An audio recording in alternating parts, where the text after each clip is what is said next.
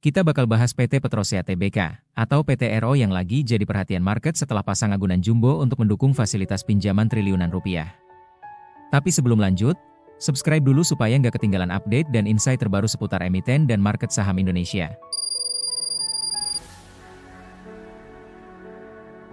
PTRO kembali bikin market memperhatikan arah ekspansinya.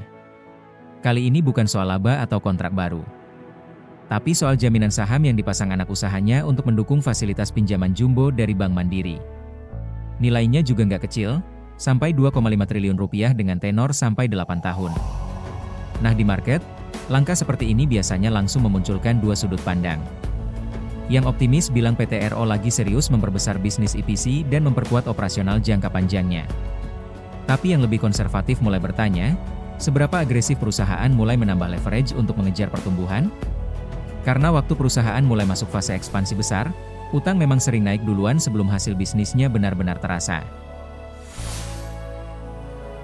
Yang bikin market makin fokus, jaminan yang dipasang ini bukan aset kecil. Anak usaha PTRO menjaminkan 60% saham di entitas Scanbuild Pty Ltd sebagai bagian dari struktur fasilitas pinjaman tersebut. Secara manajemen memang ditegaskan bahwa transaksi ini tidak berdampak material terhadap operasional maupun kondisi keuangan perusahaan. Tapi market biasanya melihat lebih dalam dari sekadar pernyataan formal. Investor sekarang mulai mencoba membaca kualitas pertumbuhan PTRO. Karena ekspansi besar memang bisa jadi mesin pertumbuhan laba di masa depan. Tapi kalau cash flow belum cukup kuat menopang ekspansi, tekanan utang juga bisa ikut membesar. Jadi sekarang pertanyaannya bukan cuma PTRO lagi berkembang atau tidak.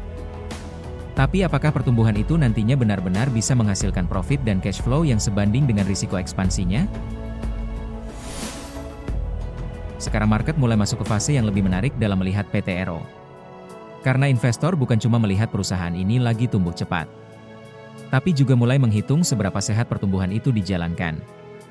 Di satu sisi, fasilitas pinjaman jumbo memang bisa jadi bahan bakar buat ekspansi bisnis EPC dan memperbesar kapasitas perusahaan ke depan. Tapi di sisi lain, market juga tahu kalau ekspansi yang terlalu agresif tanpa cash flow yang kuat bisa berubah jadi tekanan di masa depan. Jadi sekarang investor mulai fokus ke satu hal penting. Apakah tambahan utang ini benar-benar bisa menghasilkan pertumbuhan laba dan arus kas yang lebih besar dalam beberapa tahun ke depan? Karena di market, perusahaan yang tumbuh cepat memang menarik. Tapi perusahaan yang bisa tumbuh sehat biasanya jauh lebih dihargai.